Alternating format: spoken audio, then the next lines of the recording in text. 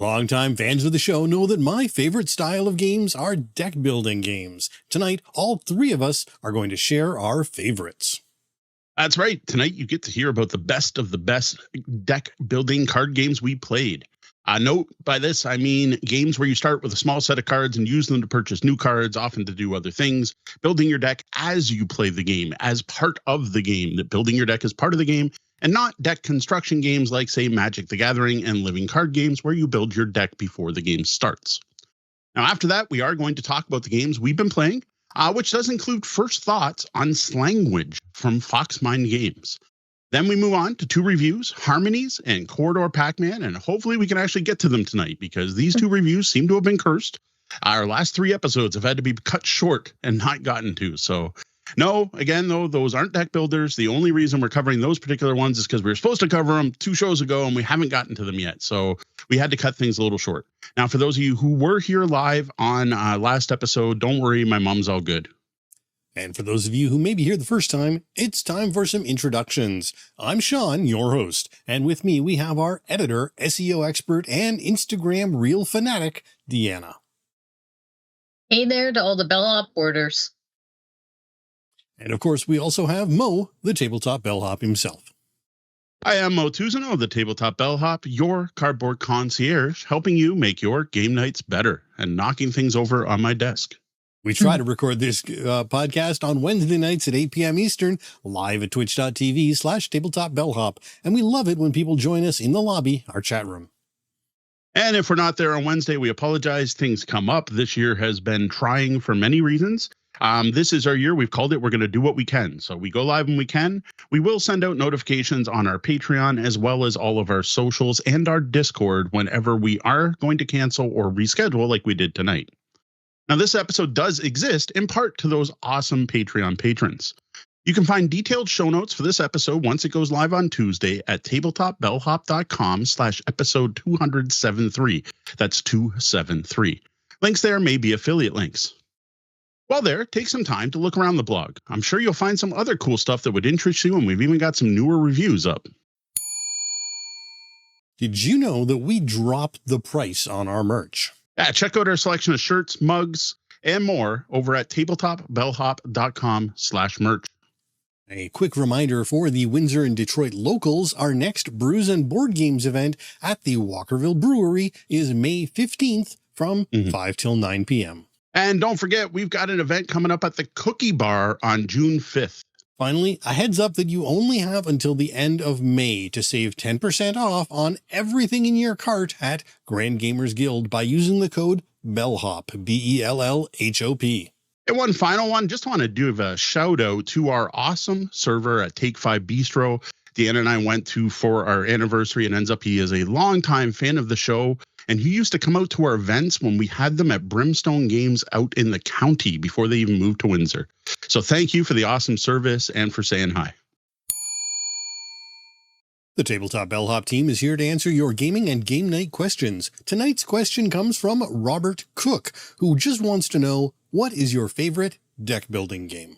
So this one's interesting because I was looking for topics for us to talk about this episode, and I'm going through our question pile with Deanna, and we're like, what do we want to talk about? And we have decided we were going to do a game recommendation episode because the last time was kind of a philosophical one about what to do when your game night fails or your gaming event fails.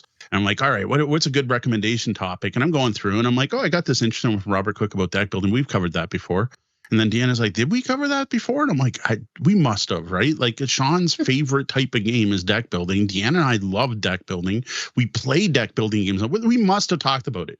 So then I pull up the Googles and I go to our YouTube channel and I log into YouTube and I search all our videos. And I'm like, yes, we've talked about a lot of deck building games, but we've never specifically had an episode on one of our favorite game mechanisms, which was just kind of shocking. So the answer was no, we hadn't covered this before. And then I'm like, all right, cool. So let's do it. Let's talk about deck building games. It's kind of funny. I think that question sat there for a bit too, because you kept going past it going, oh, we've already covered that, right? Yeah. And yeah, so yeah, it amused me. I thought we've just talked about deck builders so often that, yeah. And one of the big things I think about deck builders is, like Mo said in the intro to this episode, is the difference between deck building and deck construction. Yes. Which confuses a lot of people, and understandably, because they are similar. It's really about when during the game your deck is built. Are you constructing the deck in advance before the game starts, or are throughout the game you building your deck up into something as you play? Yeah, exactly. That's the main thing we are trying to do to separate here. Now, one thing that was not in Robert's original question is he said deck building games. We are going to be talking about deck building card games. But when we're done, we do have a call out to some deck building adjacent games. These are specifically card driven deck builders. And yes, there are other games that some people consider deck builders that don't have decks. But we're just talking about, for our game recommendations, is deck building card games. And before we got to the list, what I kind of wanted to talk about just for a little bit, I don't want to spend too long on it, let's not get too off track, is why we like deck building so much. And I can think of a couple things. Off the top of my head, I love engine building games. And this is one of the most pure forms of engine building games where you generally start with crap. Your starter deck sucks, and you are trying to use it to get bigger things, to do more things, to get bigger things, to do more things, and try to set up some kind of combo. And those are my favorite kind of games overall. Like, I think my favorite worker placement games tend to be engine building games. My favorite, like 18xx train games, my favorite train games are engine building games. I love engine building games, and I find deck building like just does that by default. Like that's just kind of how deck building works. They're almost like the most pure engine building games. See, and I have such a clear memory of the first time I tried Dominion. Someone brought it out to a public play event, and I tried it, and I hated it, and I thought it was stupid. And I can't even quite put my finger on what I didn't like about it, but I did not care for it. And then after that, I kind of tried to dodge deck building games for a bit. And eventually, I think it was Ascension, brought me around, and I was like, oh, actually, this is a thing, and I like it. But yeah.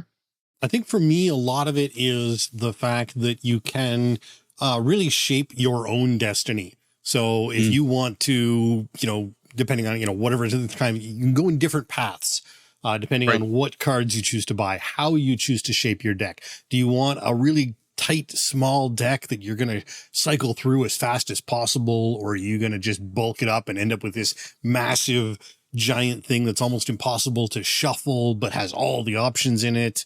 And different game, and even within the same game, those strategies might both be able to work. And that's really kind of the flexibility of a deck builder that has always attracted me. Yeah, and to use the term we like to use a lot when we're talking games, and some of the best games have player agency, right? Like you are, like Sean said, you pretty much full control over your own destiny. I shouldn't say completely full. Dominion, you do have full control because it's a set market and everyone's stuck with the same market. But if you're playing a game with a random market or a changeable market, that's different because sometimes you're at the vagaries of the deck, which to me is also an interesting thing. I like the games where there is some, I don't know, like you said, the vagaries of deck. You have to go with the flow and you have to adjust as you're playing. I think that's part of the fun of it. Yeah, more tactical games, right? I think a lot Dominion's of those, a very strategic deck builder, whereas Ascension is a very tactical deck builder where you have to deal with what's in front of you. I think a lot of them really sort of depend on the actual makeup of that deck that makes up the that makes up the market to go from. If you've got enough variability and enough going on, then that can be great. But if there isn't all that much in there, I think a good instance that we didn't actually talk about tonight is Robo Rally. Robo Rally, when you're playing with the base game, it's got, a nice little bit of stuff. But as you add in those extra characters, the amount of things that you're able to do with that deck really grows, and you just get that much more flexible of a game. See, the problem with Robo Rally is I never think of it because I play the original Richard Garfield version, which isn't a deck building game at all. That's a modern change. Sorry, and as you say that, I don't mean Robo Rally. I mean Robot Arena, the new Robot Quest Arena. Robot Quest Arena. Yes, sorry. Yeah, okay, that makes way more sense because I'm like, for one, I'm like, Sean must have read this on Board Game Geek because I don't think he's played Robo Rally. Okay, so the new Robo Rally is a deck builder in the fact that every robot has its own deck. And when you build power-up cards, they go in your deck. So the newest version of Robo Rally is a deck builder. But I like the original where everyone was drawing out the same deck and it was more programming, but then the games took forever. And we're not here to just talk about Robo Rally. he said Roborelli, and I was thinking Robot Quest Arena, and I was like, so yeah. You guys were on the same page. I was off in reality. The other thing too is it's cards. Cards are just so versatile. Cards are just so awesome as a tool to play games with, right? Decks and hands and everything that goes with cards is awesome. We love card games. We love collectible card games. We love living card games. We like deck building games. We like traditional card games. We like trick takers. All of that. There's something about cards as a randomization mechanic and the way you manage a hand, and deck building did something new when it was introduced with Star Realms. I'm like, here is a game where you are going to sit there. Star Realms, I said, StarCraft, sorry. You're going to sit here and cycle your hand. You're going to start off with only 10 cards. You're going to draw 5. You're probably going to buy a new card. Then you're going to pick up your other cards and you buy something else and you shuffle everything. And the only thing that I got to say is bad about deck builders is, man, all that shuffling is rough on your cards. I think I would say it's funny, actually. Star Realms. It's funny, actually, just this week on Threads, a certain board game cafe in Toronto posted the question, if you had to choose, would you play games with dice or games with cards? And I jumped in there in a heartbeat. Got to be cards. It's all about the cards. Oh, they're so versatile, right? Like, the only downside is when you start putting the expansions in, it's such a pain in the butt to sort them out. And with Ascension, there is some bloat there. Ascension as an example, with so many expansions, right? Yeah. And then we always talk about that one epically bad experience we had with Ascension when the one fellow showed up and it brought all the Ascension, literally dumped it into like a giant cardboard box and shook it up to generate a random deck for us to play from. And that was awful. I'm like, don't do that. And Ascension was weird because it was actually released in waves, and you were only supposed to play with like the 2 most recent core sets and the 2 small box expansions for them, or else the game kind of broke because like one would add events. And with that, and its first thing, it was awesome. Like every few cards, you got an event, and events were neat. But as soon as you threw it in with the original game, the events just didn't come up enough. And then there were all these cards tied to events that were underpowered because you didn't draw the events enough. And then if you threw in a third deck, it was like you played 6 games in a row and not even see an event. And it was rough with Ascension. And to be honest, I no longer own Ascension because of that. When it got there, now I regret it. I wish I had kept at least the base set. So anything else we like about deck builders before we move on to some recommendations? I think we're going to see a rise in card games with what's going on in the board game industry and pricing. So we may see more deck building going on because cards are cheaper to print. Point. Deck builders are cheap to produce compared to many other board games. Depending on your game, Eminent Domain comes with all kinds of plastic little spaceships, but like your average deck builder tends to be just a deck of cards and then maybe some counters. And then some things like the latest versions of Star Realms even got rid of the counters. You're using cards to track things. So. All right. Yeah, I think we can go on. So on to actual game recommendations. I think we're going to do what we've done in the last few game recommendation episodes, since there are 3 of us now. We're going to do 5 games each. Then we're going to check in, or we're going to have some honorable mentions. Then we're going to check in with the lobby. That's our chat room here on Twitch, see if they have anything to add. And I already see stuff sitting in the chat room right now. So we will get to those, and please chat, keep it coming. If you could, please use hashtag ask those so that we do catch it, just in case things start getting spammy in there. As usual, this list is in no particular order. All right, the first game on my list is one of my favorite deck builders of all time, one I need to play more often. I don't get this to the table as often as I should for a game I enjoy that much, as much as I do, and that's Tyrants of the Underdark. This is a deck building war game mashup, area majority war game set in the Dungeons and Dragons universe of the Forgotten Realms, specifically the Underdark, which deals with the Drow, or if you prefer Drow, elves.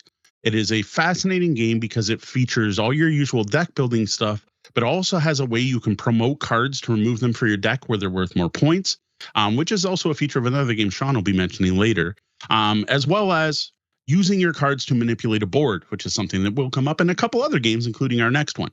I thought it was just fascinating the way it mashed up those 2 mechanics. Now, I have the original printing of this with all the plastic components, and I absolutely adore it. There is a newer printing out that removed all the plastic, replaced with cardboard, which kind of sucks, but it's a lower price point, and it actually comes with the expansion, which gives you new decks, which I don't actually have. So I strongly recommend Tyrants of the Underdark, one of my favorite board game deck building game mashups that still really feels like a deck building game. Now, for my first one, it's actually not my favorite, but it's one that I wish we could play more often. It's one of those games where we just have not, because of various obligations, time, scheduling, etc., have not gotten to the table enough, and that is Dune Imperium. Now, Dune, you think, well, that's just armies and, it's a worker placement game. And yes, it is a worker placement game, but on top of that, because it was created by the folks who made Clank, this is also a deck builder game. That's where your hidden information and your intrigue and spying and controlling the powers that be are all done with cards. And that really kind of fits the theme of Dune so very well, because yes, there are the people and the pawns and the sands of the deserts, but and the power of the desert, but there's also all this other stuff going on, and the deck builder represents that so very well. And I'm with Sean. We need to play this one more often. And no, we have not played the re-release, the updated version that came out when the second movie came out. So we can't compare it, nor have we tried any expansion. So it is one I would like to hit the table. I have enjoyed every play I've played of it, but it hasn't gotten to be my favorite because I haven't played it enough to fall in love. It is a game that definitely rewards some system mastery, and I think that's what we're missing there. I'm going with Star Realms for my first pick. Like, this game to me is the first thing that pops in my head when I think deck builder. It's a classic. You got your shared market in the center of the table. You play all your cards for credits. You play all your cards either for credits to buy more cards or attack power to shoot at your opponents or destroy their bases and outposts. I never get sick of this game. I was playing it yesterday with Mo when we were out for our wedding anniversary, and we were playing the app while we were sitting at a pub. The app version is fantastic, and there are tons of expansions available, including some that even add like campaign elements and cooperative modes, like some unique stuff going on. Yep, can't go wrong with Star Realms. Yeah, huge fan. We've said enough about Star Realms, I think, over multiple episodes. That's one of the ones where I'm like, we must have talked about the Star deck building. Come on, Star Realms. Check our most recent review of Star Realms Frontiers. We've also reviewed Tyrants of the Underdark. We have not reviewed Dune Imperium. The next one, honestly, was my favorite deck builder for a very long time, and it is faded from glory for me because it takes too long to play a full game. It's a little too involved. You're looking at an epic, Twilight Imperium. Well, no, okay, not Twilight Imperium. Eclipse level of sci-fi adventure in core worlds, specifically with the Galactic Orders expansion. To me, that's one of those people who often say that the expansion should have been in the base box. This is the one game I 100% agree, especially because the game rules were like, oh, this icon's for a future expansion, and these rules are a future expansion. And I'm like, just give me the expansion. Put it this way, the Galactic Orders box is the one you're supposed to keep because it won't fit in the base game, but the base game fits in the Galactic Orders box. There are other expansions after. Those aren't, they're neat. They're nice to have. Now, this is a game about you being a, what do you want to call it? Raiding force, Star Force, possibly the rebels, being outdistant in the galaxy and moving closer and closer to try to conquer the core worlds, which in the base game, I think there were 8 different core worlds.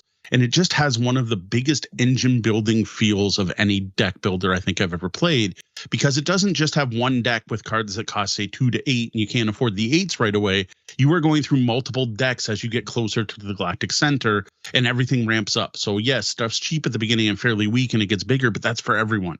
And I find this one just has the best ramp up and the best feeling of I built something by the end.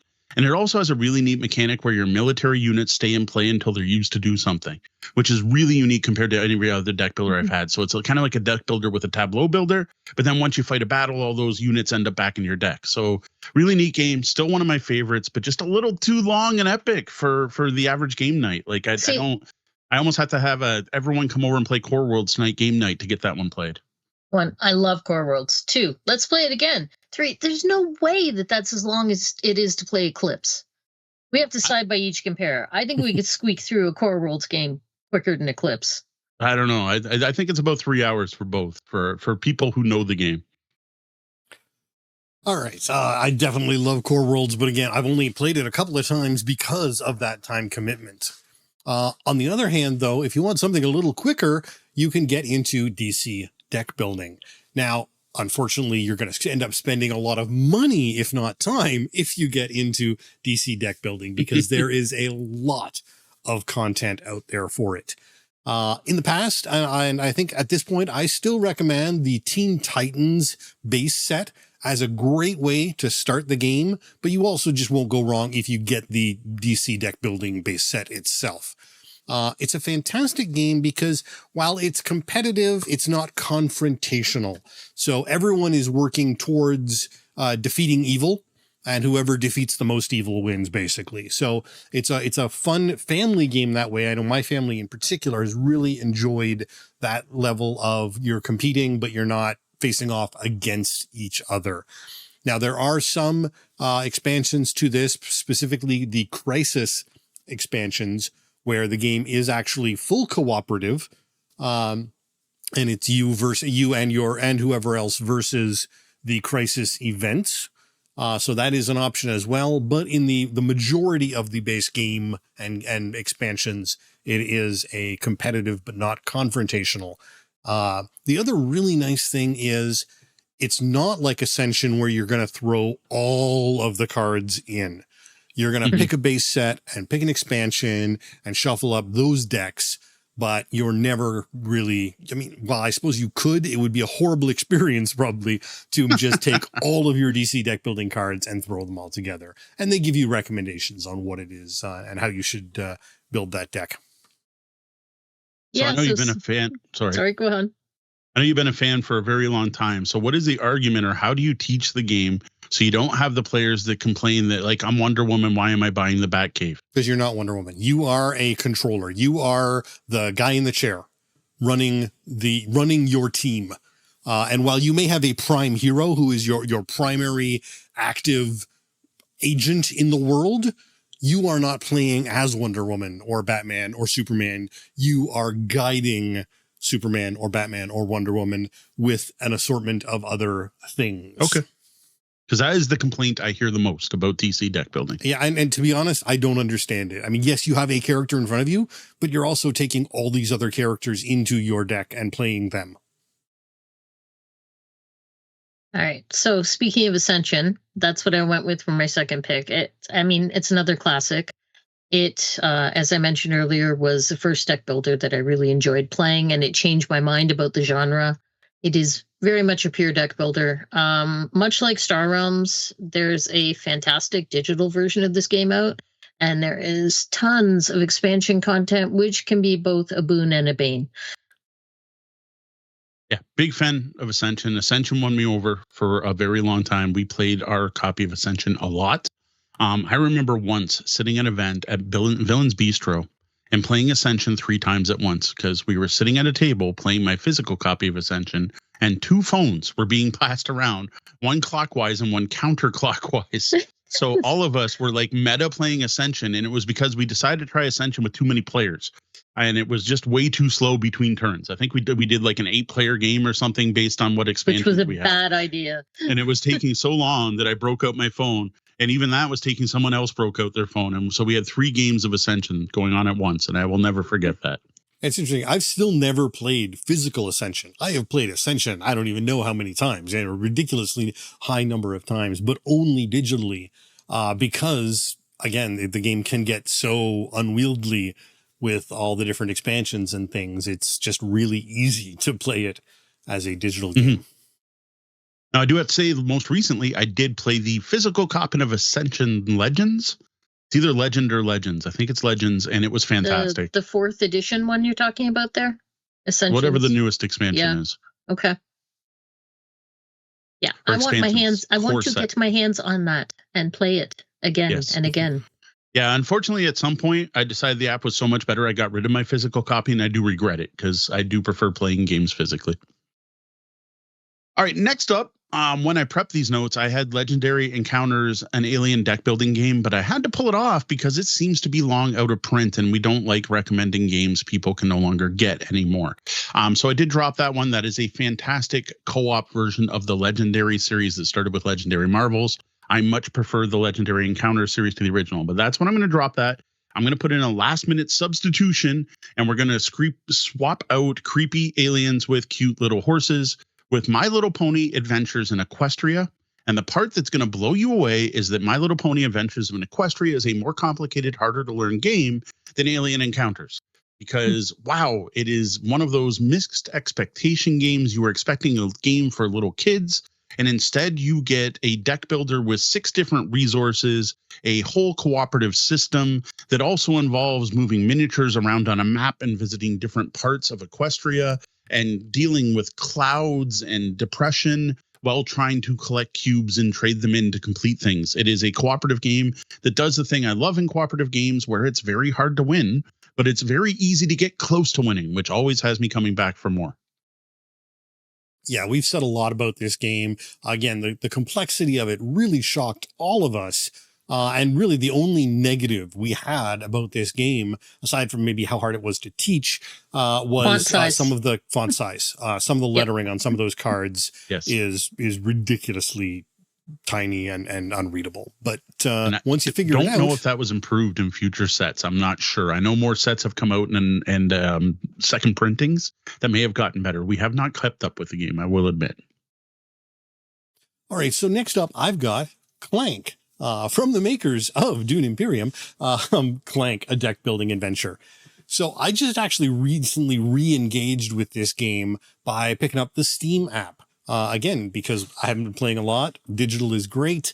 And it's another really great digital implementation. But I also do play this one physically, particularly with my kids and family. Mm-hmm. And it's just great because of, again, the variety of options you get. There's so many different ways you can choose to go about playing this game, whether you want to start hacking and slashing monsters for points, or if you want to try and, up your movement so you can dash in as deep as possible and get back out again.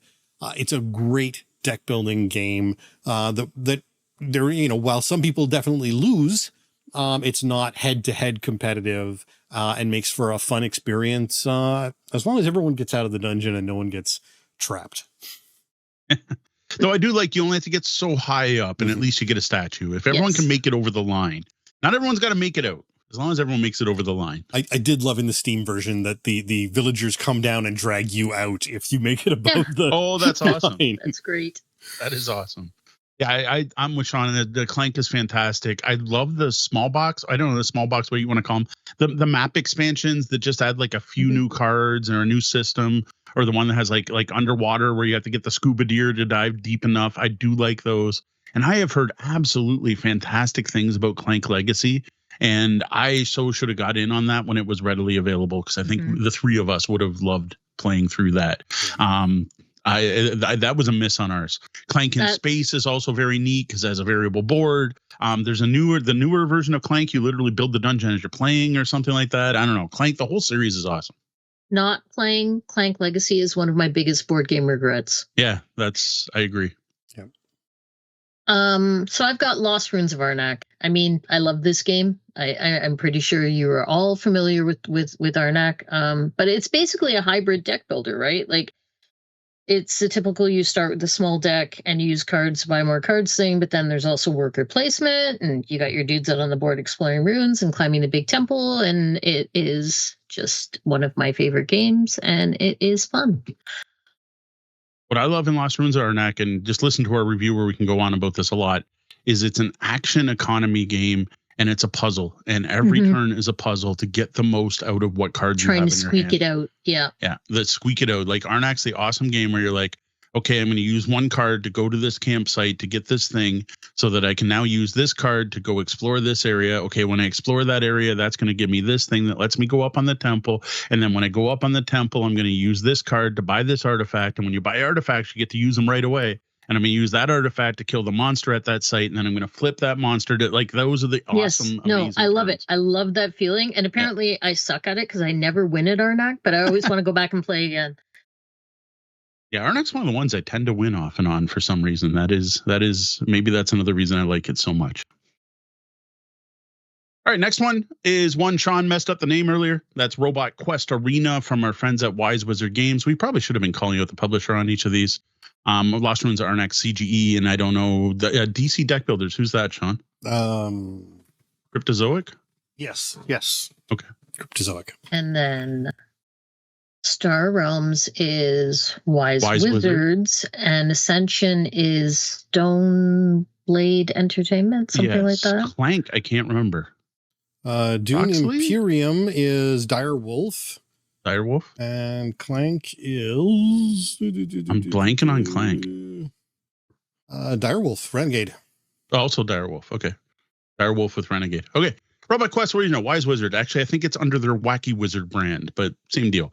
Amazing. It's Pokemon battles with robots. It's you pick a team of a little kid and a robot and you throw it in an arena, and it is Looney Tunes kind of crazy back and forth. Player elimination is robot elimination is a huge thing, but it really doesn't matter because you just pop back in the next turn and bullets are flying and things are getting punched and people are pushing people into pits, all using deck building. This is like Sean alluded to Robo Rally. This is kind of what a lot of people wanted Robo Rally to be. This is not a complex thinky game where you have to plan multiple turns ahead and perfectly plan your move so you don't get bumped the wrong way. This is chaotic, jump, move, punch, do damage, collect things, collect shields with amazing components. Like the robots in here remind me of the Nintendo Amiibos or the Skylanders stuff. Like they're that colored plastic, big, chunky. You could throw them across a room and maybe you might lose an antenna, but they're going to be in good shape. And the deck building's fantastic. It's all about buying more energy to do more things, or buying weapons to hit the other players, or buying shields to protect yourself. I'm throwing in some things from some of the expansions here. Technically, the base game doesn't come with shields. There's various different pieces of terrain, and you can customize the board. This one, to me, I don't see anyone else talking about it. I'm wondering if this one's more of a hidden gem, but we adore it. It is one of the games that if we set this up at a public play event, someone will play it. I worked at the Summoning. It works at our Walkerville game nights. Every game night we have, if we set this up, we should have set it up at Sakura, probably would have got played. I think one of the great things I love about this, and we don't talk about it enough, is actually the theme and the way the theme interacts. And the reason for this game is actually kids in a junkyard building their robots. The deck building comes from looting through the junk and finding and picking up things that, and digging for batteries and it just, the theme works so very well with this game. I mean, you don't need it. You don't need to think about it. But when you do, it all just comes together so well and makes the game just that little bit better than the abstract robot, Robo Wars or sort of game, like the TV show when it's these kids. And part of the reason why that you don't have player elimination, you've got robot elimination, is because, oh shoot, my robot blew up. I'm just going to slap it back together and throw it back in there and see what happens. All right, so next up, I've got DC deck building, but a different one. So in the last Kickstarter, I backed, and I think there has actually been one Kickstarter since then. I'm not caught up on all the DC deck building. Oh no, it got so expensive. But I did manage to get a hold of the DC deck building Injustice. Now, Injustice, for those who follow the video games, is a head-to-head battler in the Injustice world, the evil Superman, blah blah blah, all the wonderful lore around it. But realistically, it's a head-to-head superhero versus superhero battler game, and this brings that to the table. So this is a PvP confrontational deck building game, which is even brought in some fun things from the video game, like a power bar. So you charge up your power bar so you can do your big heavy moves. If you like that aspect, this is where you want to go. If you don't care about the non-confrontational deck builders, you can skip the other DC deck builders and come straight to Injustice, where it's you versus others. And it doesn't have to be 1v1. You can actually do multi. So I've done, me and the kids, the three player works, 4 player works. I believe you can go up to 5 if, so multiplayer works. You just have to choose who you're hitting, which can always be a fun decision, especially when I'm playing versus my kids. Now, the one thing I wonder with how much this has changed up with power bars and everything else, is it compatible with everything else, DC? No, this is its own game. Okay. You can probably manage to work some things in if you really fought for it, but no, this is a standalone DC deck builder game. Which is why he was allowed to put it as a separate entry. So I've got another one where theme matters. It's Cowboy Bebop Space Serenade from Japanime Games, based on the anime, and you're playing as the main characters from Cowboy Bebop. It's almost cooperative, sort of, and that you need to work together to take down bounties, but then in the end, you want to be the one who wins, collects the most bounties, and ideally takes out the main baddie. The theme is super tight. It is so well integrated, and the deck building parts of this game are just fun. Like, there's just something so enjoyable about it. And it does some of the neat matching up board games with deck building as well, because there's multiple planets you can travel to, and you have to spend fuel to do that. And then there's some interesting things where it's got kind of the Star Realms combo thing going on, but it has to do with collecting characters of the same type. And the different colors of the cards actually represent the different characters, and it represents them helping you as you're playing your main character, right? So you might be Jet Black, but you might want to collect a few, other cards so that you can be able to use them. And then there's a combo system that goes off. And it's got what I love about it is it feels like you're working together until you're not, which just fits that anime but it so also, well. the deck scales really well. There's that sense of building up is with those combos is really, yeah. And it is one of the deck builders, very few where you're allowed to carry over stuff between turns. And that's a mechanic that we're seeing more and more of in modern deck builders that I really like, where you can kind of carry over some of your stuff between turns. All right, my next one is Star Wars, the deck building game. At this point, the original series version, because there is now a Clone Wars version.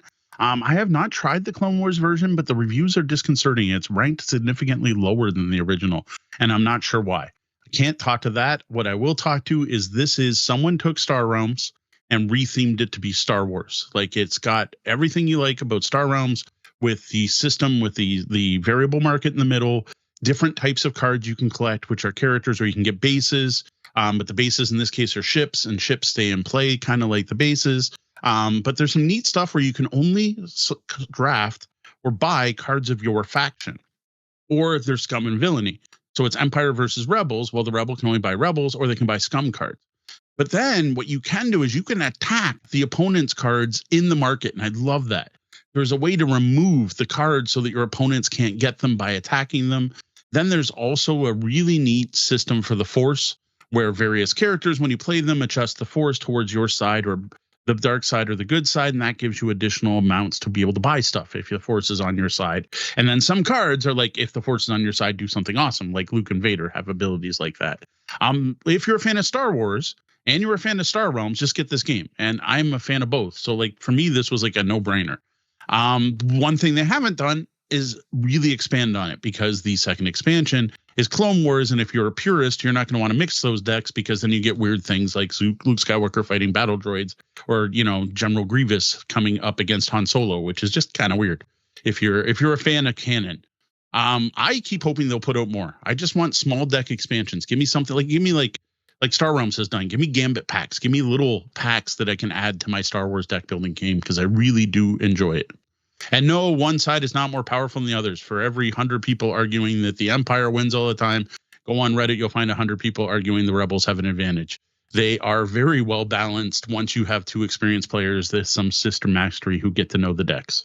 People tend to forget that you can kill the cards in the market row before your opponent buys them, and I think that's a big part of the game balance in this game. Well, next up, I've got something that I just finally got to play for the first time and still think it belongs on this list, and that is Tanto Cuore. Now, this is really, it should be the Dominion killer. The problem is it is a bunch of Japanese maids. So Japanime Games has put out Tanto Cuore, and they have put out a ton of expansions. This game has been out now for, 15, 16 years. Something like that, with a lot of expansion content, but it is a game about Japanese maid culture and Japanese maid services. And so the visual aspect of the game could be problematic in some areas. And, it's not necessarily what you want to go play with your grandparents at the coffee shop on Sunday. But that being said, the combination of a set market as well as variable market, and then adding to that the tableau building aspects of chambermaids just makes for an extra experience over and above what you get with Dominion that makes it a really enjoyable experience if you can get yourself past any problems you might have with the theming. And really, there's nothing wrong with it. It's not a sexually explicit game in any way. No. It's just it's Japanese PG rated maids. at best. Like it's yeah.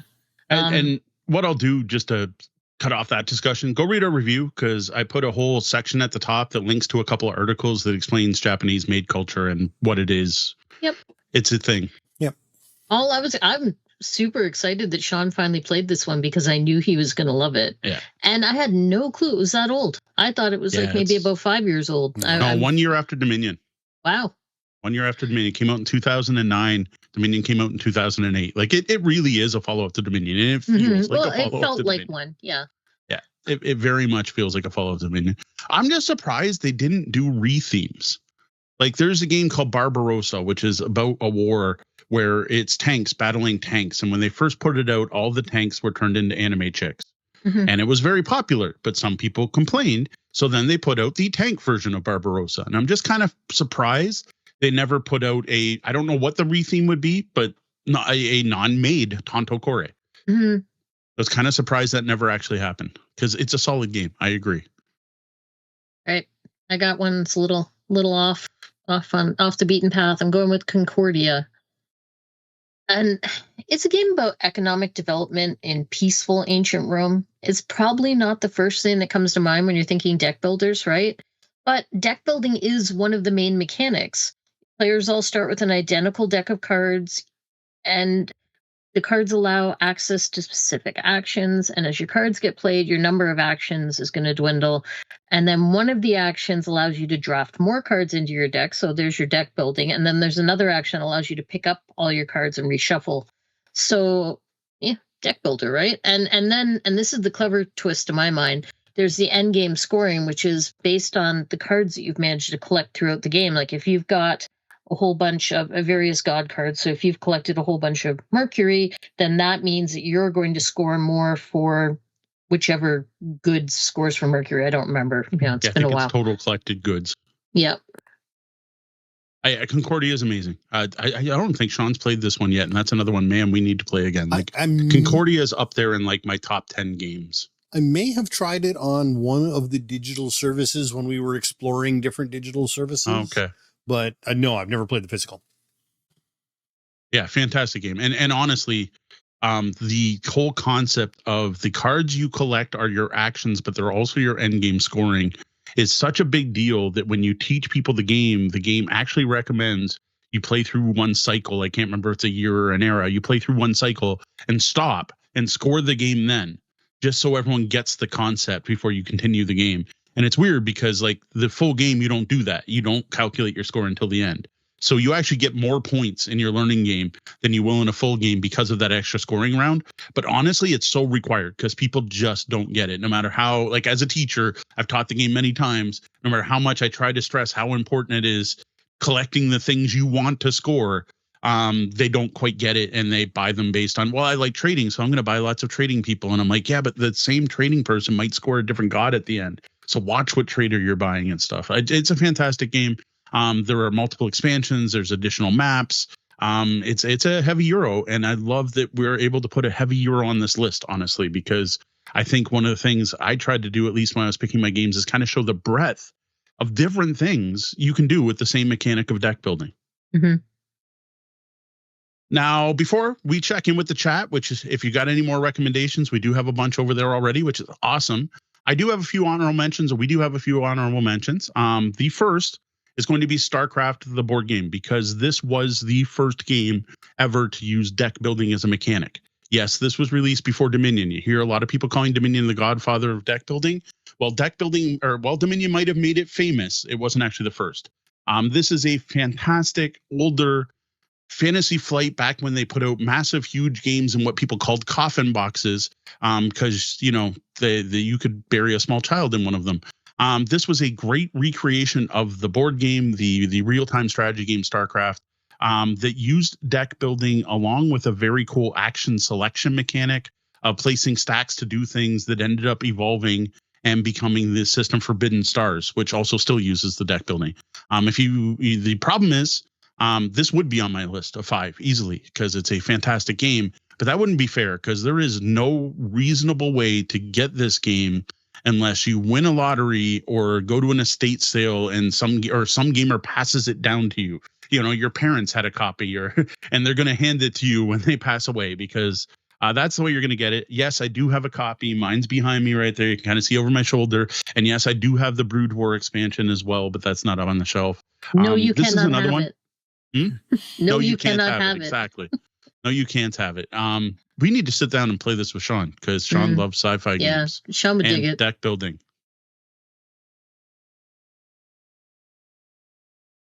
All right, so next up, I've got Revive.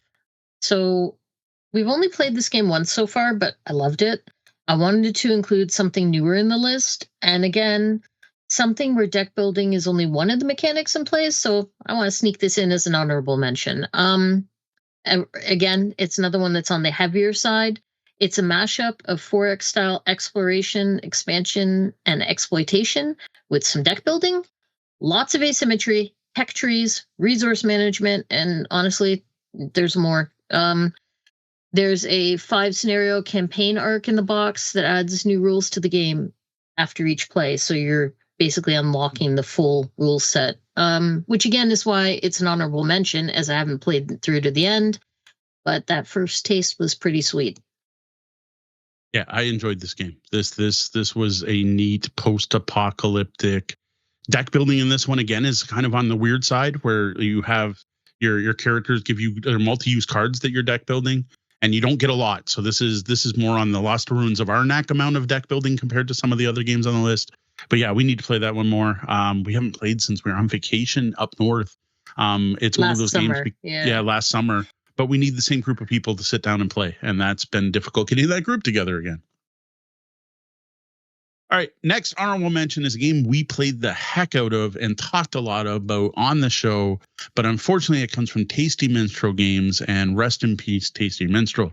Many of their games have been picked up by other publishers and are coming back out, which is awesome to see, but so far no one has picked up Eminent Domain. You will probably remember, if you're a longtime fan of the show, us going through the base game, the first expansion, the second expansion, the third expansion, and we brought them all home from Origins one year and slowly worked our way through. And there was a journey. This is unique. This is different. It's a deck builder where when you take an action, you take a card representing that action. So the more you take the action, the more cards you get of it, which makes that action better. But then eventually your deck's bloated with actions you don't need to take anymore. That was kind of the gist of the original game. And yeah, there was a little bit more to it than that. But then the first expansion came out, and there was different ways to capture planets. You could do it just by colonizing, or you could capture them. Well, the first expansion made it so that the capture mode, the combat system, was more involved.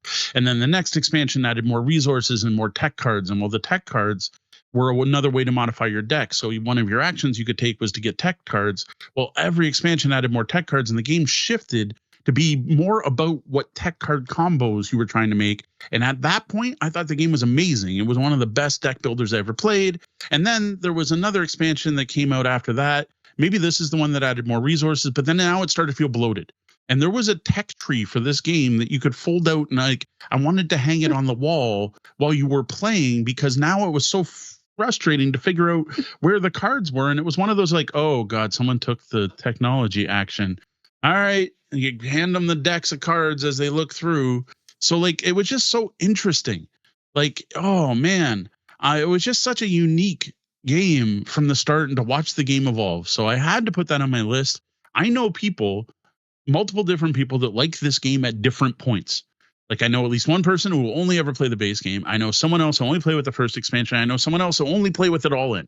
And they all think those are the best moves. And I got to call this game out just for the amount of joy. I can't remember what year we were going through all this. I'm going to guess around 2018, probably when we first started up. Maybe 2019, we were going through all of it was probably after the 2019 Origins. We brought all this home and we're going through it. CG Realm was still at their old location. That's, it was pre-pandemic. So yeah, if you're at all curious, I have no idea if you'd be able to find this game on the market. It never was that popular, so Noble Knight probably has reasonably priced copies. All right, well, finally, I am going to call out Chiseled. This is from our former sponsor, Grand Gamers Guild. And this, unlike our other games, is a deck deconstruction game. So you're not building your deck, you're tearing it down. So it flips everything that we've been talking about around. You start with this massive deck of cards that represents an untouched virgin block of stone. And you are going to use tools each turn to slowly chip away at this block of stone that is your deck until you are left with nothing but a masterpiece of artwork. You're trying to get rid of the waste while keeping body parts representing how much work and how much time has been spent on each of these body parts in the scoring at the end. This is a fantastic game and a fantastic twist on the concept of deck building. It's this deck building in reverse that we have all really loved. The moment this game finally clicked for me was when I chose the one tool that had me keep chipping away over and over and over chainsaw and over again, like the that. chainsaw, and the feeling the tension in the game as you're essentially putting this chainsaw to the stone and watching chunks of it fall off over and over again and not knowing if you're going to be able to pull yourself back in time before you chop off an arm or something. It's a great game. Check out our review for more information. And if it sounds great, go pick up a copy at grandgamersguild.com, where for the month of May, ending May 2025, you can get 10% off using code BELLHOP, BELLHOP. Yeah, so you were describing that when you said slowly chip away. All I could think of was the chainsaw moment. And I kind of wanted to interrupt and say, sometimes slowly chip away. I remember the first time you played, it was not slowly. Yes. Yeah. I love that game. I love that you thought of that game. That was not even in my mental list at all. That's a good call. All right, well, we're going to check in with our lobby now and see what they're talking about. We got Ryan, who brought in StarCraft before we managed to mention it, but also at the same time mentioned Mage Knight as a board game with deck building. Yeah, that's another one. That's considered by many people to be the most involved, most fun solo game out there, though you can play multiplayer. We played Mage Knight a couple times, Deanna and I. I just had the original game without the expansions. That's a sandbox game. There are not a lot of sandbox games out on the market where you're like, here's a map, go explore. And when you find the tower, you roll a random dice to find out what the tower is. There are set scenarios as well, but it used deck building as one of its main mechanics with a resource system of these like powered, colorful crystals. Neat game, neat mechanics using deck building to like represent the powers of your character, your abilities, and like your spells and your attacks. And you would go into town and buy new cards. Very unique version of it. Definitely enjoyed the game, but that was another meaty one. Like that was a game where most people who enjoy the game have a Mage Knight area of their house where they leave the game set up. And they go and they play a couple turns or play for the evening and then just leave it there and go back to it the next day. So it's definitely for a certain type of gamers. That one was recently updated with an Ultimate Edition, which I admit I was very tempted by. But again, it was better as a solo experience than it was two players. So that's the main reason we did avoid it. There was also a Star Trek version of that game, which we have not tried. And that's a different name. I think it's Frontiers. Very, I don't know. I assume you're like flying the Enterprise around the galaxy. From what I understand, it's more of a re-theme than a totally new game, but I have not played that one to talk about it. And yes, it is Star Trek Frontiers is the name of the re-implementation. Yeah. Next up, he mentions, he asks, Quarriors, deck building with dice? ? So we're going to talk about that in a bit. So one of the last things we're going to do once we're done checking with the chat, it's in my next segment actually, is to talk about deck building adjacent games. So Quarriors is a bag building game, a dice pool collecting game that actually does use cards, but the cards in that game are set at the start of the game and the cards just represent what each die means. So the dice are your units, but the card tells you what that is. You never shuffle the cards, you're never drawing cards, you're buying dice. But again, I'm going to call those out as, I don't know, not even an honorable mention, but we were sticking specifically to deck building card games tonight. Because if we opened it up, it might have been a very different list. Well, his next one definitely is, and that is Flip City. Yes. To me, that did not belong on my top 5. Flip City was a game I thought was neat the first time I played. The interesting thing on that game is your deck is two-sided, and there are ways to upgrade all your cards. And when you upgrade them, you flip them. which was just a unique mechanic. It was a city building game, kind of Sim City in card format. I thought the concept was neat. The mechanics were neat, but was never wowed by any plays. Like I played and I'm like, I did a thing that was neat. Played again, said did a thing that was neat. Waited, I don't know how long. Some time period went by before I played again. And it was a game I looked at and went, you know what? I'm bringing this out tonight to the CG realm. We're going to play tonight and I'm either getting rid of the game or we're keeping it. And we played one more time. And again, I'm like, yeah, it's a neat mechanic, but I wish they did more with it. And we ended up getting rid of it. And yes, I did pick up the reuse mechanic. There was an expansion that supposedly fixed the game. The game was better with the mechanic, but it just, compared to all these other deck builders I've already talked about, Flip City just wasn't enough for me. I do know people do still enjoy it. I'm not trying to bash the game. And I still think the mechanic of flipping cards is really neat as a way to upgrade your cards. I think that's a really neat mechanic. This one hasn't actually held up well. It has tanked in the rankings as well. So I think a lot of people have sort of put it as it's a fun game, but it's not great. And that's sort of where it's sitting in the rankings. Plus, if I remember, that's also Tasty Minstrel Games and currently no longer in print with them closing. And I don't think anyone's ever picked that one up either. There's no new version since 2020. So yeah. Next up, he mentions in passing, Libraries, the TV show, has a deck builder. No, it doesn't. It's Librarians, the adventure card game. It's a deck construction game, not a deck builder. If we were talking about adventure card games, we'd be talking about Adventuria. Adventuria is not a deck building game. Now, I did come very close to putting the Pathfinder adventure card game on this list, but it's so little cards are added to your deck. So you have your deck, you go do the thing, and at the end of the mission, you get treasure cards that do get added to your deck. But like every game, you're going to add 1, maybe 2. By the end of the campaign, you might have added 5 cards to your deck. Where Adventuria, I'm not calling it deck building because it's similar. You finish your adventure, you get a treasure, but you have to swap out cards. So that's pure deck construction. You're not actually adding anything to your deck. You're increasing your options when building your deck, but you're actually having to flip them out. So I strongly considered the Pathfinder adventure card game series because that did have rewards you add to your deck. But for the types of games we were talking about, it felt like it didn't fit with everything else we were sharing. Mm-hmm. Now, the next thing he mentions is the Star Trek themed Star Realms, which is Star Trek Star Realms. This is out. This is available from UVS Games in cooperation with Wise Wizard Games. UVS has the license for Star Trek. The answer is, oh, heck yes. I can't wait to play this. Yeah, we saw it at Gamma Expo. We talked to the people who published it. It was only prototype when we were there. If I remember correctly, that was one of many publishers who said, are you going to Gen Con? And we're like, no, sorry. Very curious. From what I do understand, though, as far as I know, it's a card for card, like a retheme that you're not getting anything new if you played Star Realms. Like it's the original Star Realms deck with Star Trek cards, but I'm not positive on that. So don't quote me on it, but that was my understanding. Yes, I want it. More interestingly, there's a new one called Star Trek Captain's Chair. I am actually much more interested in that because it's not just rethemed. It's a new deck building game.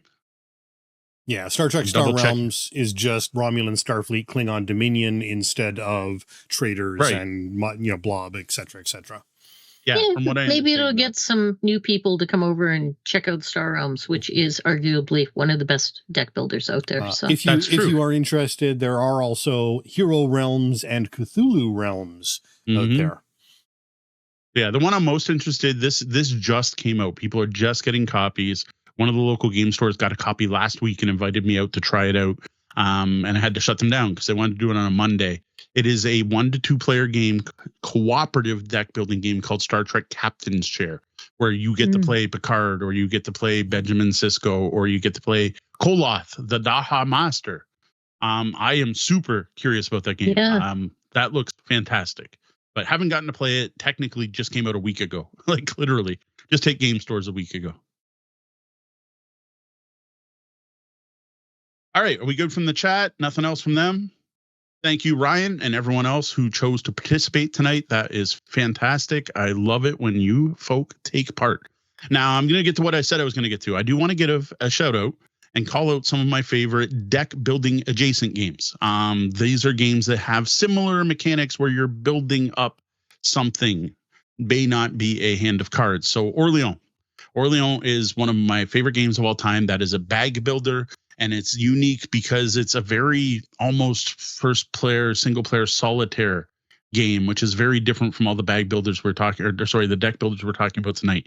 You are kind of doing your own thing, except for some spots on a central board. Another example of a bag builder I love is originally the Quacks of Quedlinburg. That has now been rethemed and re-released as just Quacks. That is another one, which is still, to my knowledge, the best push your luck game on the market. The Flip 7 might argue for some people to be better, but for me, it's got enough depth to it. Love Quacks. Roll for the Galaxy is a dice pool builder based on the Race for the Galaxy engine, where you're collecting more dice to make your power actions more powerful. And then similar, Kapow is a dice pool builder, but also has customizable dice. So not only are you collecting new dice types, you're collecting sides for your dice. Now, there's no decks in these games, but honestly, they kind of feel the same, right? They get those same feelings. They give you that feeling of engine building, of player agency, of variability and randomness that you generally only get from cards while you're getting it from other sources. And honestly, if I didn't want to be so pedantic and say we're talking card-based deck builders only, some of those would have been in my top 5. Orleans, for sure, would have replaced something above. I feel like deck builders had to exist for someone to get inspired to do the bag builder thing. Yes. Like that, right? So they're definitely like the same, maybe an offshoot on the same tree. Yeah, it would be interesting, and I'm sure someone already has someone who's interested in researching the history and path of board games, but looking at the evolution of certain mechanics like deck building, bag building, dice building, etc., and looking at those, sort of first games that brought out the idea that have since been built on and expanded upon, like for the fact that everyone says Dominion is the first, whereas we know StarCraft was doing deck building before Dominion was. So what you want? That's a research project. Don't send us that question. No, it's already been done. So the book you want is The Building Blocks of Tabletop Game Design, an Encyclopedia of Mechanisms by Jeff Engelstein and Isaac Shalev. It has been done extremely well with that book. All right, well, there you have it. Some of the best deck building games ever published by some huge deck building card game fans. What are your favorite deck building games? We'd love to hear about them in the comments on social media or at the Tabletop Bellhop Discord at discord.tabletopbellhop.com. And now, what could be a message from our sponsor, which could be you. We're currently looking for a new sponsor or two. Yeah, if you're looking to promote your latest game, a sale, your store's halving, your Etsy shop, or really anything tabletop game related, we want to work with you. Any of that sounds appealing? I'm the person you want to talk to. Email me at deanna@tabletopbellhop.com for info and rates. Welcome to the Bellhop's Tabletop, where we talk about the games we've been playing lately. And don't worry, it won't be quite as long as the last couple of weeks, though it does let you hear about a lot of different games. So I know some people do appreciate this segment. First off, for me, was a 2-player game of Architects of Midas with Eve, who I was really impressed by how quickly she picked up the game. She was fascinated by the different things going on and how there was a lot to think about for what feels like and looks like a very simple game. And I'm like, I almost don't want to mention it. When I taught her this, I saved the tic-tac-toe part for last to kind of not have people just go, it's a game that has tic-tac-toe, and they go, oh, it's tic-tac-toe, this is going to be lame. And I'm like, the longer I can bury that lead, I think the better. As I've mentioned in previous game plays that we were really digging this game, this one did see more tic-tac-toes than I have ever seen in the game, which was interesting. So there's a lot more end game scoring, which was pretty cool. And it was neat because it wasn't us just being reckless. It wasn't us like missing or anyone, setting up the automatic win with the triangle or anything like that. It was just a matter of looking and going, well, if I take this tile, I get this many points. Whereas if I let you get tic-tac-toe, sure, you get like 2 points for taking the tile, and then maybe you get something you might be able to score at the end of the game. So it was very tactical in that way, and I thought that was neat. Still digging this game. I think I had one more play. I had hoped to actually play it this weekend with Deanna, but most of the places we went were very dull lighting. So we ended up playing digital games this past week more than we were playing physical games because of that. One more play, I think, with the B-side scoring. Maybe we can sit down with Sean and he could try the B-side as well. And I think we're ready to review this one. Yeah, it's funny because you almost wanted to overlooked this one because of the tic-tac-toe thing. So Yeah. that, right? And I'm usually pretty good at predicting what games our kids are going to like. And I had no idea. I was like on the edge of my seat waiting to see how Eve felt about this one. Because I was like, I have no clue where this is going to go. Now, since you're with us, Deanna, and you weren't here for the last few episodes, we talked about a bunch of games that you actually played. What are some of the ones you've been playing? I know it has been a lot, but we managed to fit in some games. So we played Hive and Pac-Man Corridor the one night, and then I got thinking about other games that I could have potentially played that have not seen the table, like Boop or Zensu, like anything that's abstract and chunky and I don't have to read. Pac-Man Corridor was the best because it has really high contrast pieces. So as far as that goes, that one was easy on the eyes. Whereas Hive, I was like, yeah, it's a little touch and go. It's pretty good. But yeah, it's been a couple of crummy weeks of waiting to recoup so I can see all the things again. So it's getting better. All right, What did I forget? We haven't played that much. Like, honestly, I haven't been able to play that many games. Next up, you did play this one. Is a new to us game. Sean hasn't gotten to try this out. This showed up from Foxmind. It is a party game. For anyone who stayed for the after show 2 episodes ago, got to see us kind of discover this one and open it up. It is called Slanguage, like the word slang matched with the word language. This is a word-based party game that's all about slang words. Active player rolls a die, then draws a card from a deck. The die determines what the other players have to do. In general, this involves the active player reading out the word, and with our group, everyone's spelling it as well, and everyone wrote it down to help remember. Then the other players have to come up with a definition or come up with a brand name or song using the word in some way, or come up with a product pitch that matches the description or the definition of the word. Or you might have to create a drawing or icon that represents what the word means. There's even one face where it has you go backwards, where the active player reads off the definition and an example of a sentence using the word, but saying blank, and then everyone has to guess the word. Now, the part I thought was neat to this is, in addition to this, players also have to guess what decade the word was most popular. That's probably the best way I can describe it. Not the first time it was used, but when it was considered the most popular. And no, I have no idea what source Foxmind used for this, because there was some debate in our game about how old some of these words were. Players then reveal what they created one by one, and you get the party game thing where the active player awards points to someone, right? They're like their favorite answer. There is no criteria for this. So it could be the one that they think is most accurate, the one that made them laugh, the one that's funniest, best picture, whatever. They get to give the card to the player who they award it to. That player then reads off the official definition, or in that one mode tells you what the word is, and then what decade it's from. Anyone who guessed the right decade gets 1 point, and there's a scoreboard that only goes up to 10 with like the most traditional pawns I've seen in a board game in probably 30 years. Like they are just pawns, wooden pawns. Gwen thought they were amazing. Gwen was like, oh my God, check out these awesome meeples. These are cool looking meeples. And I'm like, oh my God, they're just pawns from like when I grew up. So that was kind of funny. I was just like, okay, sure. That's pretty much it. You play, so depending on your player count, you played. So every player plays the leader once. Then everyone gets 3 points per card they've won and add it to the score on the scoreboard. Player with the most points wins.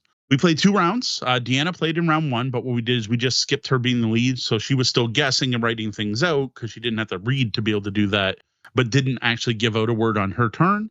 And I got I'm most curious about is Deanna doesn't tend to like party games or word-based games. Well, she likes word-based games, but more build the word, like Scrabble and Boggle type games. So what'd you think of Slanguage?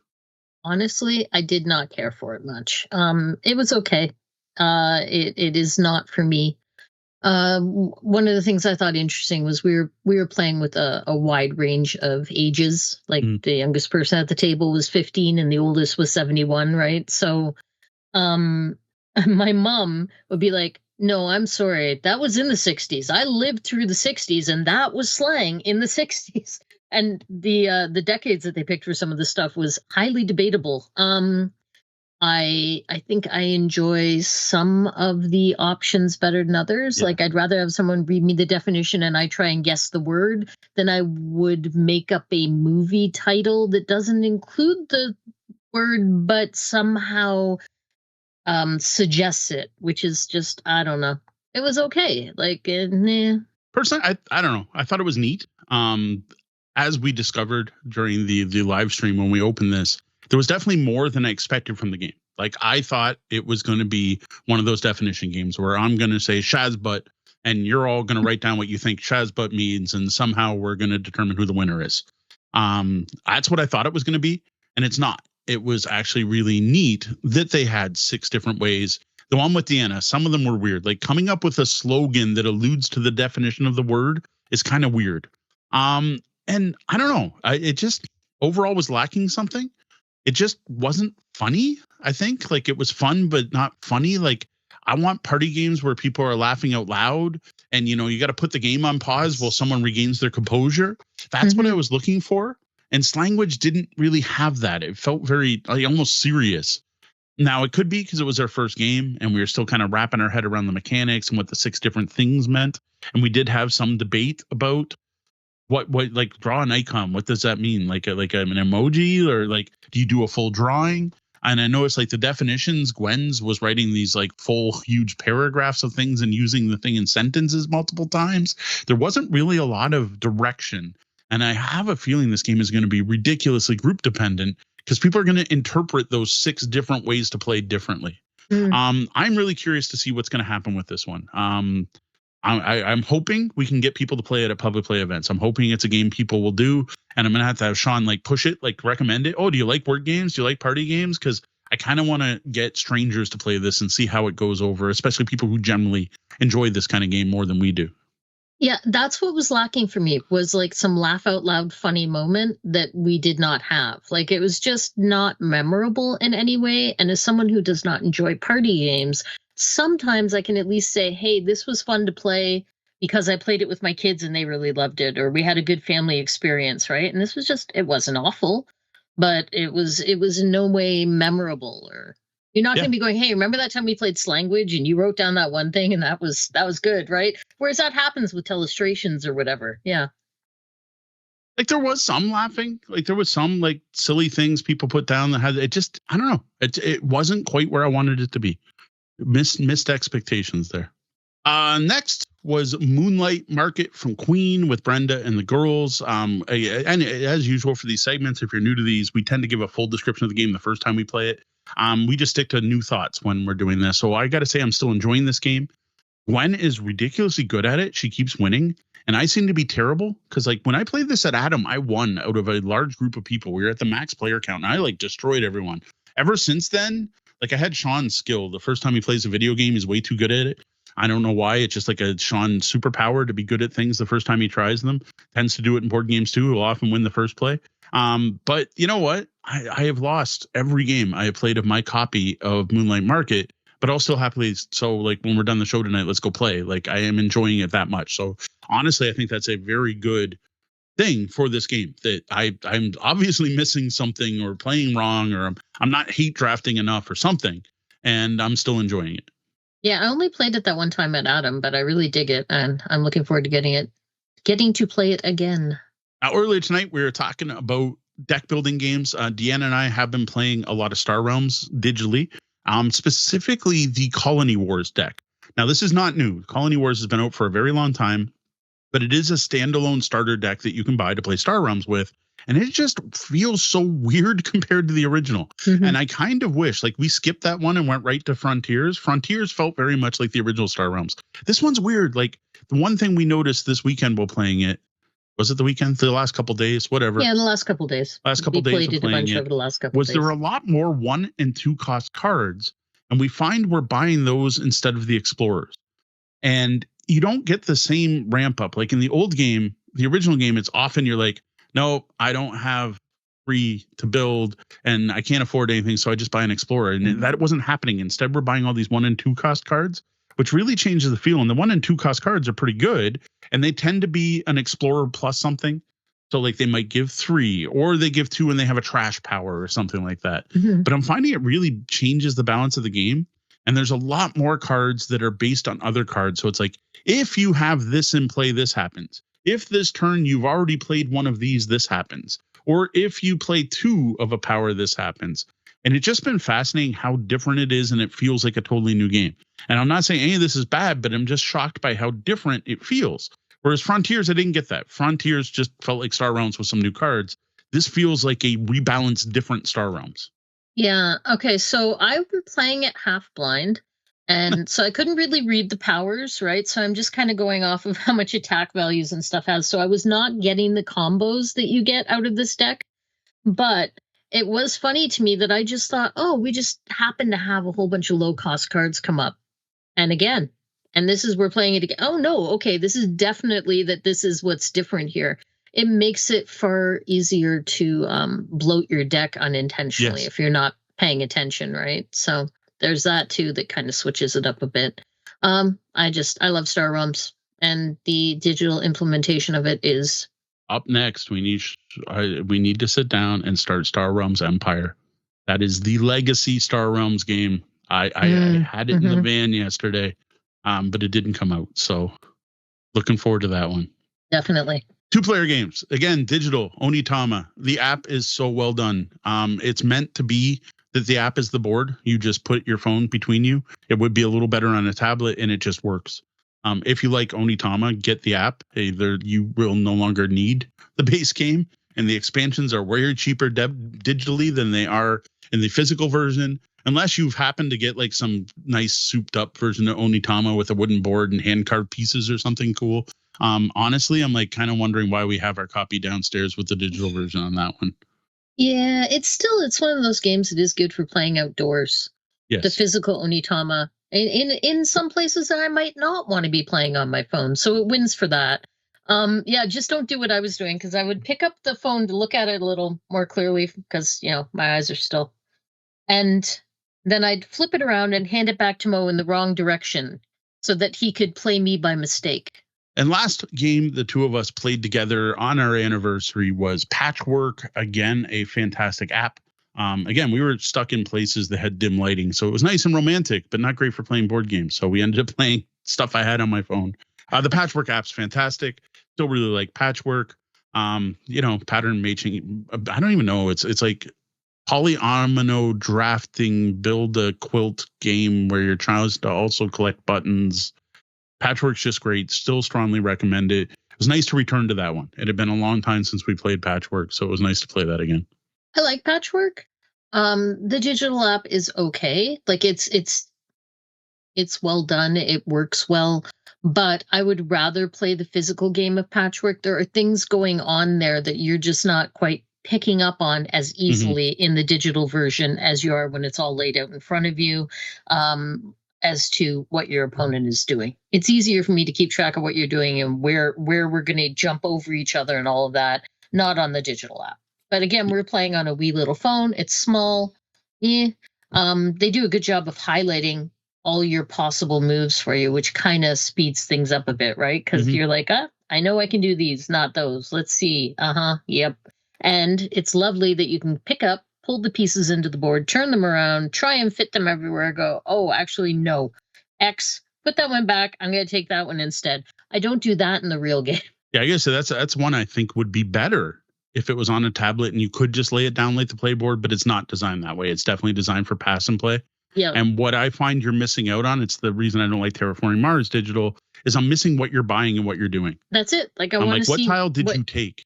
Yes. And yes, I can tap and I can bring up your board and I can look for what's new. And there are ways to do it, but that's the stuff that's just intuitive when you're playing in person with a physical copy. It takes the flow away, right? Yeah. So. All right, I got one more thing I want to talk about, because I want to hear Deanna's thoughts on our 3-player game of Oh Captain, My Captain. So this is a follow-up from what we talked about last week or 2 weeks ago. I don't even remember now, when we played with Sean, because I know you generally are not a big fan of improv-heavy role-playing games.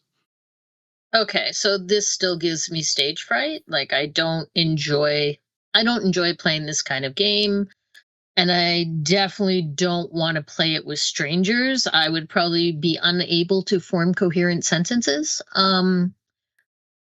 I wasn't crazy about the card art. It felt muddy, and very dark, and kind of I just wanted more from the card art than what was going on there, and more variety. not in, I don't know, just in art style. They felt very samey. Like clearly they had one artist, I think, do all of it, or it had a very cohesive look to it, which could be good. But I don't know, compared to For the Queen, I felt like there's a lot of great art in that game that gives you a lot to think about and play off of. And this didn't do that for me with the card art. The questions and the prompts I thought were really good. I was having a lot of problems with my vision that night, so I was sitting there with my eyes closed, and I've decided that's what you need to do to be able to play this game and speak coherently, is not look at anyone, because I don't want any visual cues off anybody. I'm just going to sit here with my eyes closed, and now I can play the improv RPG. Now I am not going to go do that at con. It might be a little weird. So, what did you think of the prize system? It was really awkward with our storyline. We kind of got it to work, and you said it worked out better in the one that you had played without me. No, I'm not talking about the ending. The ending I was going to ask about separate. The whole prize part.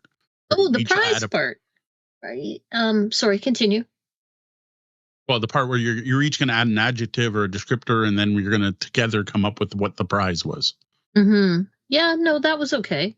I didn't mind that. It was the end summation that I felt was a little lacking there. And even poorly worded in that, like, the grammar on the sentence was off. I'm like, that is not a real sentence, guys. Go back. Try again.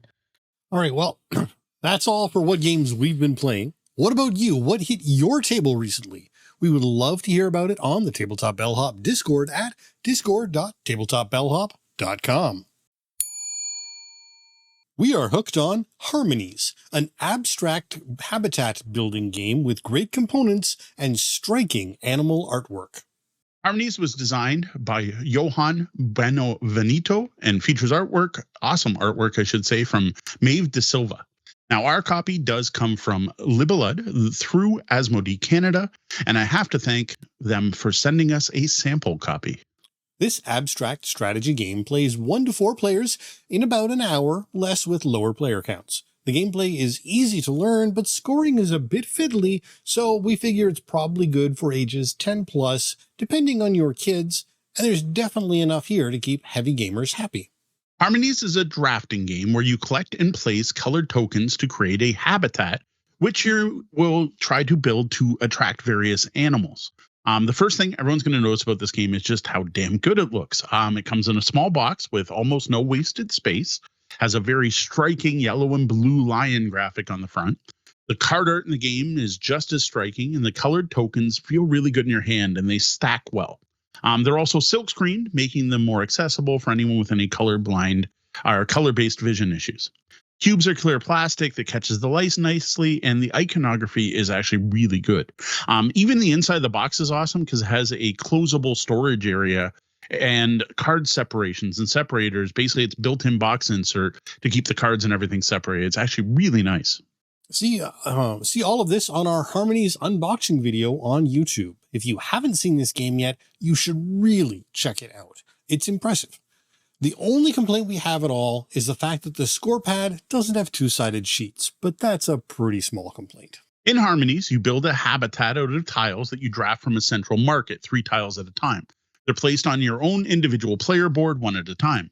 Game ends when you can't fill the market anymore, or if any player has 2 or less open spots on their board at the end of their turn. You do finish out the round. Points are awarded for each terrain type. Trees score based on how tall they are. Mountains do the same, but have to be part of a set of adjacent mountains. You want your fields to be in separate groups, and buildings only score if they are surrounded by at least 3 different terrain types. There are 2 different ways to score water, either longest chain or counting how it divides up your board, and the player boards are 2-sided to support this. You also get points for the animals you have attracted to your habitat. Every turn after you draft your 3 tiles, you have the option to take a face-up animal card from a shared market. Each card's going to hold a number of cubes and shows a pattern on it that you're trying to recreate in your habitat. When you're able to create that habitat, you get to take one of the cubes off the card and place it into your habitat. Now, one thing to watch is you can only have 4 animal cards at a time, but if you do manage to remove all the cubes from one, it goes into a scoring pile and leaves room to collect more. Now, at the end of the game, you're going to get points for every animal card you have based on how many cubes are left on them, if any. What's really interesting here is that when you place a cube out of your growing habitat, nothing else can go on that spot. It's taken up by that animal species.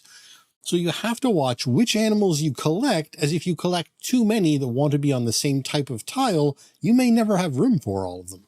Now, the game also includes a set of optional Nature's Spirit cards.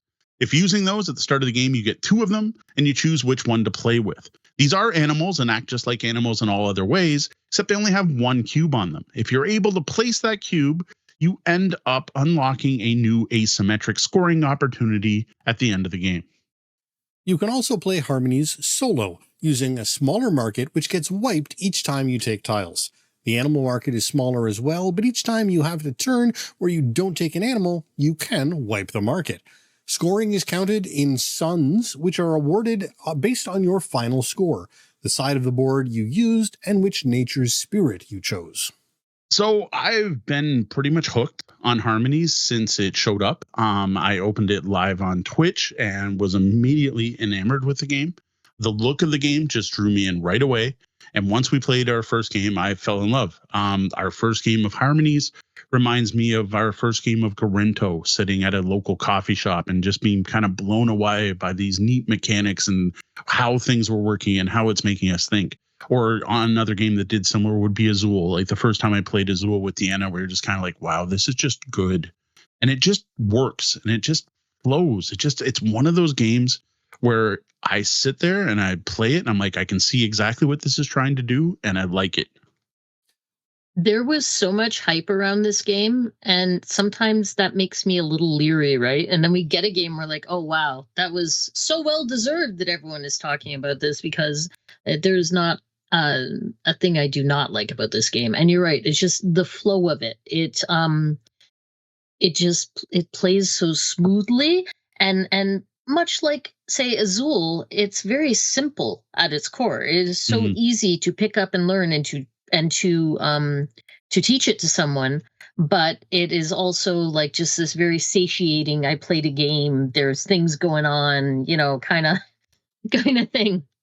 It's interesting because I think it's more complex than Azul, not by a lot, but a little bit. And to me, Azul is still a little bit off on its own because Azul is so very simple with one basic thing and the only thing you're doing. Whereas Harmonies is a little bit more advanced. There's just a little bit more going on, a couple more choices to go to, and it's great. But I don't think it's quite in that same space as Azul and even maybe Garinto, just because of a tiny bit more complexity that's there. The one thing that I think of is how the how you place the or how you can use the areas on each animal card, right? They have to exactly match the layout of things, and that could be something that you can actually miss, because I almost did mix that up at one point in my first game, because I was thinking, oh well, this works and I can do this and this, and you're like, oh no, it's got to match exactly the right format there. So no, you're totally right. And like, would I call this a gateway game? Probably not. It's like it's a step in. It's a step in the doorway. And I think I fall into the trap of we play a lot of games. So sometimes I'm like, well, this one felt really simple and easy and like starter game, right? And I'm like, oh, maybe not quite.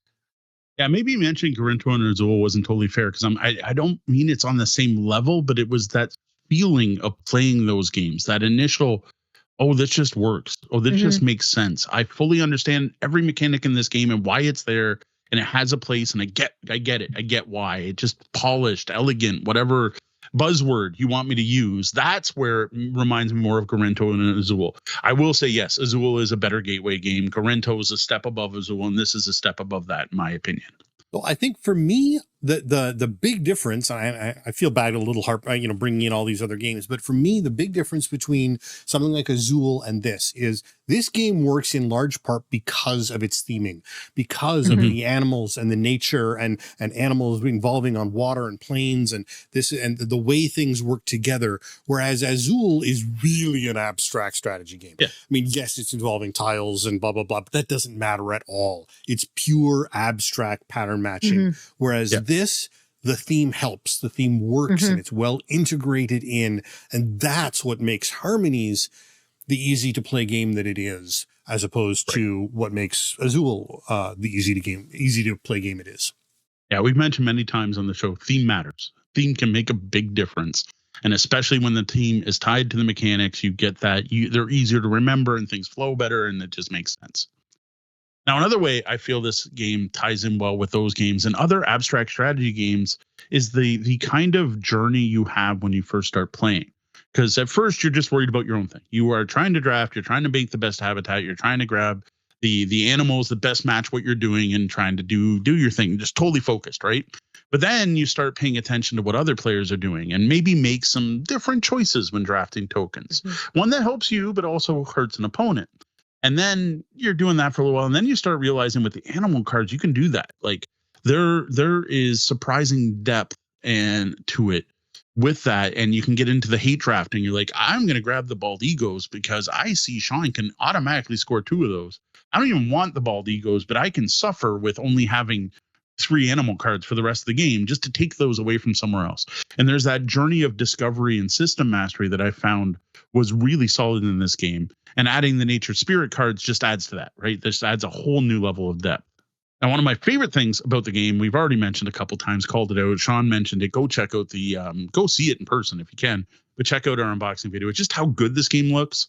And what I love is the end of the game. And everyone knows who follows me on social media, I take pictures of my games. I love taking pictures of the final boards that everyone has because they're like these little miniature 3D topographical maps. Like I feel like I'm taking a picture of a terrarium with like it's just cubes and stuff, but like it ends up 3-dimensional.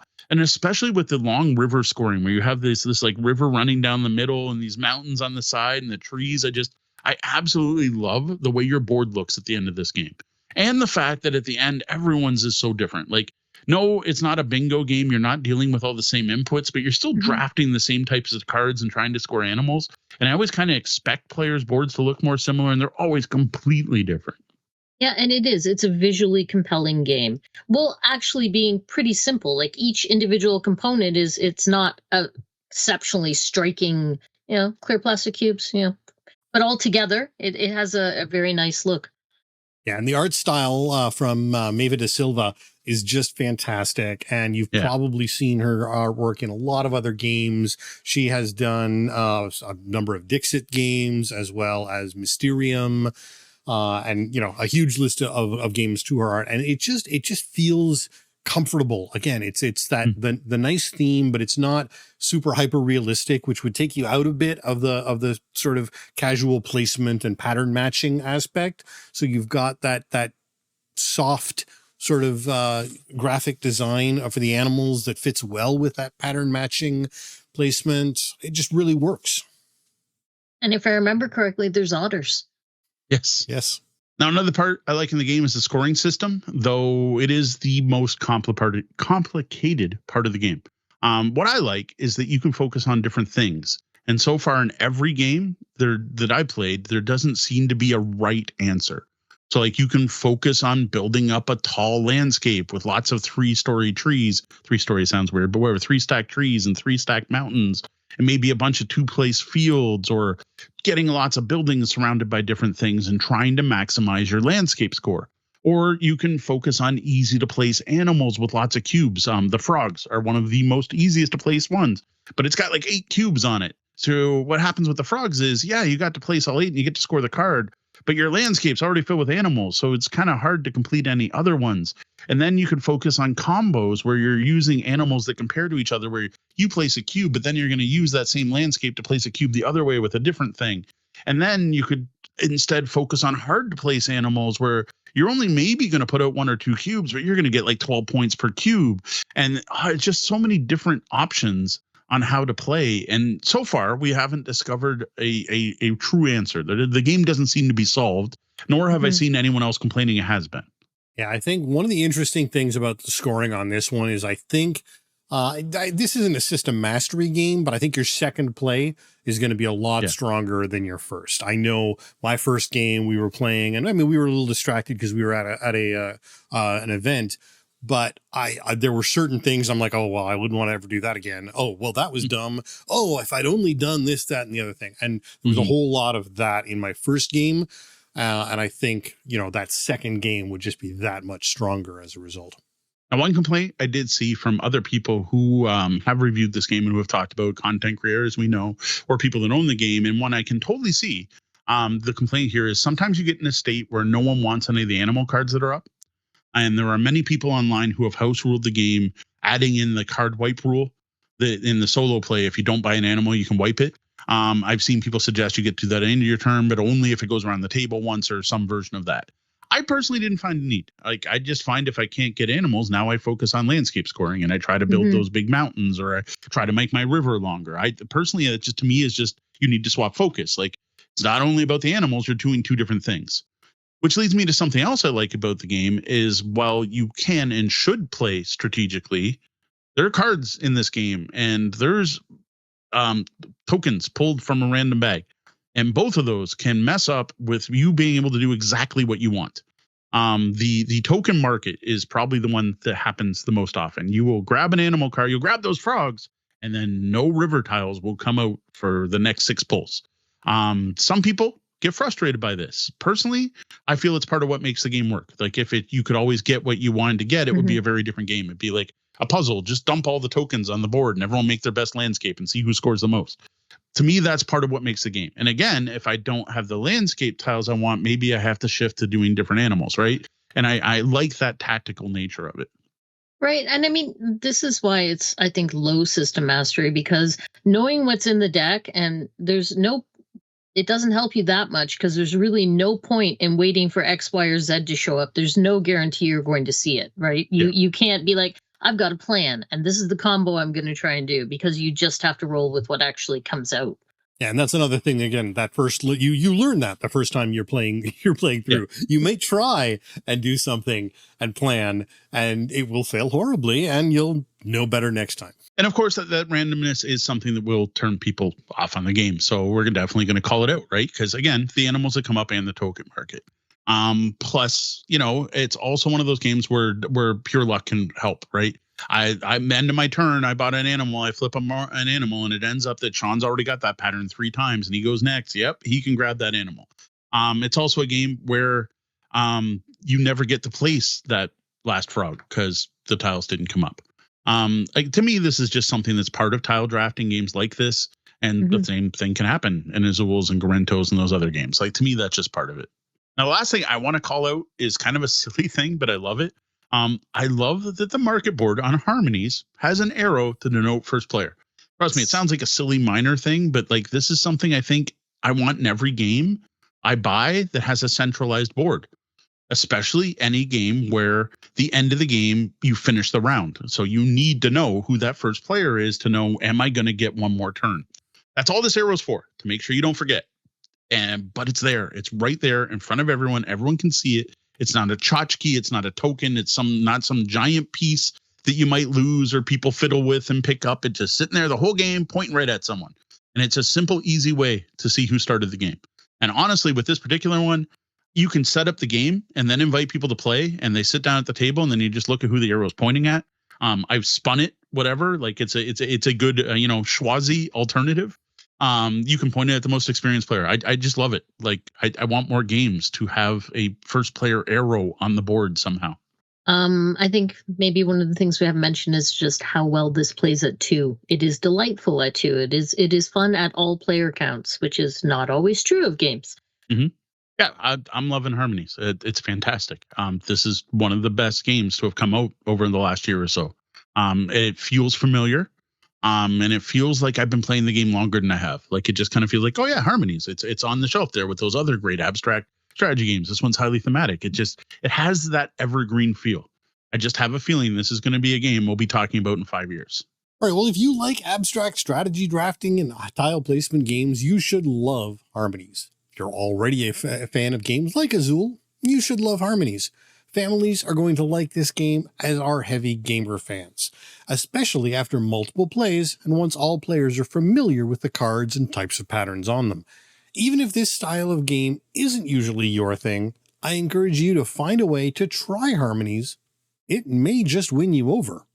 Well, that's all we have to say about Harmonies, our current abstract strategy obsession. What's your favorite game in this genre? Are you a Sagrada fan? Are you still playing Azul? If so, which version? Let us know in the comments on social media or at Tabletop Bellhop Discord, which is at discord.tabletopbellhop.com. Did you know there's a Pac-Man version of Quoridor? Well, we're here to tell you all about it. So Quoridor was designed by Mirko Marcheski, who has come up with a new look and a new way to play his game in Quoridor Pac-Man. Both the original and the new version are published by Gigamic, and their games are distributed in North America from Hachette, who we do have to thank for providing us with a cool copy of this retheme. One of the best things about this new game is that you can still play classic Quoridor with it. It's a full Quoridor set that also includes an up to 5 players, 1 verse mini Pac-Man variant. Games in both modes are quite quick, and the game is very family-friendly, even with young kids enjoying it. Though, do watch they don't pretend to be Pac-Man and swallow the power pellet. Now, physically, this game is just awesome looking. Gigamic is just a fantastic publisher who makes all wood games. This is all wooden construction. Dark black board with neon blue edged walls that just look great. 3D wooden Pac-Man and Ghost look and feel great in your hands. Power pellets aren't round. They have flat bottoms, so you're not going to find them rolling all over the place. And then even the box is well designed to hold everything safely. And it's got like a little window where you can see Pac-Man and the Ghost, so it just looks good on your shelf. Just a great looking game, both in the box and out, and it is fantastic for catching people's attention.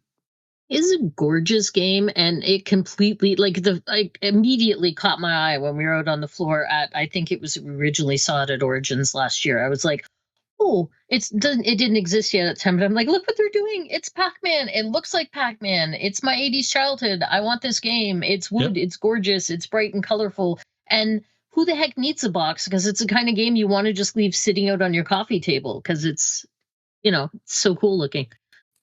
Now, as for the gameplay, Quoridor plays the same as ever. 2 players start with a playing piece on opposite sides of the board and 10 walls. The goal is to be the first player to get to the other side, and each turn you either move 1 square orthogonally or place one of your walls, with the only restriction being you can't completely cut anyone off. Now, the new Pac-Man rules are a little more complex. You set up the board as shown in the rules. There's 2 recommended setups as well as suggestions on how to create your own. Pac-Man's in the middle. There's a ghost on each head, and there's a 1 power pellet in each quadrant of the board. The goal is for Pac-Man to eat all 4 power pellets before losing 3 lives. Pac-Man always moves 2 spaces, and ghosts move 1. That is, unless a ghost starts its turn able to see Pac-Man in a straight line. It then enters frenzy mode and moves 2 instead of 1. Now, there is one other rule. When Pac-Man eats a power pellet, they get 3 bonus moves, and if they can use one of those to catch a ghost, they remove it from play. Now, if Pac-Man and a ghost collide at any other time, Pac-Man dies. They lose 1 health token, boards reset. Pac-Man keeps their existing pellets, dead ghosts come back, and you continue to play. I love that part. I like the way you die and it resets, and how once you've played it once or twice, you realize that's a legit strategy, is to die so you can reset everything and get back to the middle of the board. And that's pretty much it. Gigamic is known for great looking, simple to learn, but difficult to master games. And that's what we have here with Quoridor Pac-Man.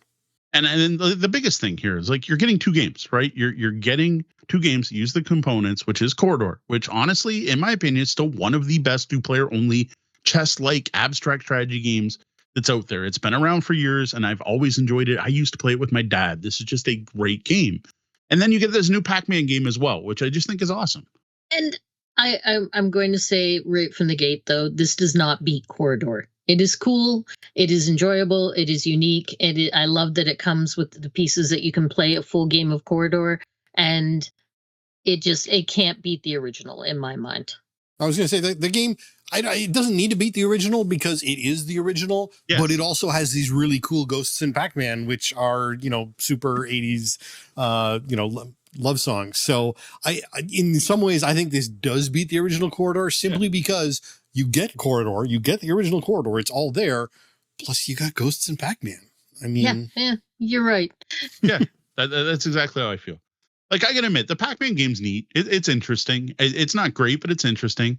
I was really disappointed the first time I played because you don't put a lot of walls out. and it doesn't look like Pac-Man. Like you want a maze, and it's not really a maze. Like I think you play 6 walls total. It might be 9. There's not a lot, and there's no rules for like going off the edge of the board and coming out on the other side. But it was obviously done to make it work and make it balanced so that the Ghost and Pac-Man each have a chance. So I get why they did it the way they did. But I will admit, first game I'm playing, I'm like, okay, this isn't quite as Pac-Man as I was hoping. I don't know. It's a neat one versus many game. I think it's best with a full set of 5. You want, 1 Pac-Man and 4 ghosts.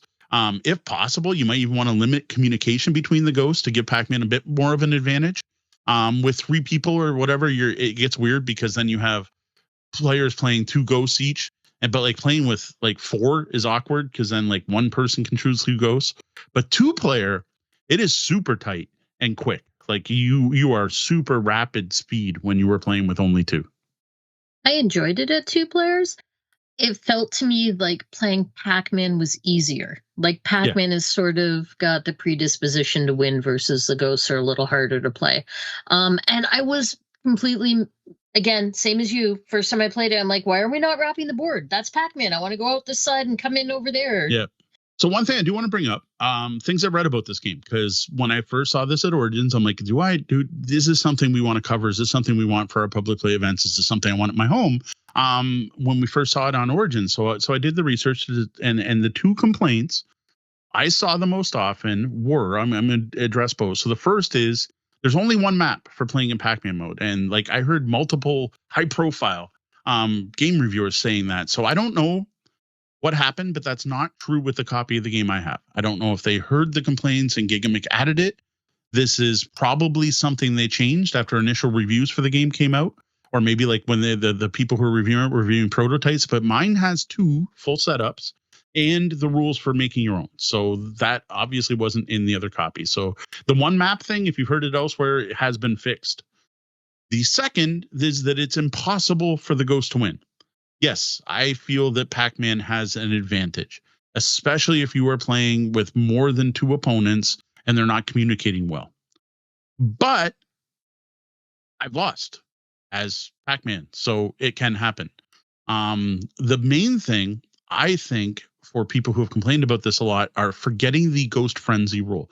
And I will fully admit, Bellhop's first law, the first play of any game you play will be extreme. Well, we played Pac-Man Extreme multiple times, totally missing the Ghost Frenzy rule, which is if you are in line with Pac-Man and you can see him, there's not a wall in the way the ghosts move to.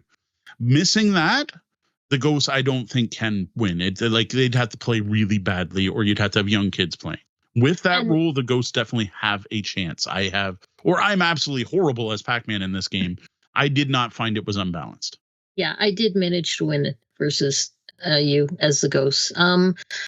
I think maybe that's something to keep in mind if you're going to play with kids. Let them play Pac-Man because it feels like Pac-Man's a little bit easier to do. But no, the ghosts are not impossible to win with. I think with multiple players, the teamwork, communication, if you decide you cannot communicate, that could make things more interesting and get up the level of difficulty there too, because you got to all get on the same brain length. Yeah, I don't know. The people on Board Game Geek really sort of have issues with this game. The number of this is completely broken, the rules don't work, this is unbalanced, this is horrible, is kind of overwhelming. Now, I haven't played the Pac-Man version of this. I've played Quoridor many times. I love Quoridor. Quoridor is fantastic. So I don't know how honest these things are. I can't find any difference in the manuals. There was a corrupted version uploaded to Board Game Geek. So maybe people are doing that. I don't know. But there are definitely 2 layouts on the actual Gigamic website download for the manual. It's possible that they added more than 1 layout and they also added the frenzy rules. That's what I wonder. Is did people totally miss that rule, or was it not in the original rule book? Because there are some, like I said, high profile. I'm not going to name names, but there are some high profile people complaining there was only 1 map, like people that don't get things wrong. I can't. I'm looking for, but I don't see a copyright date on the manual. Yeah. So, well, I'm not going to worry about it. What's important to know is there's more than 1 map. There are 2 set maps in the rules for making your own.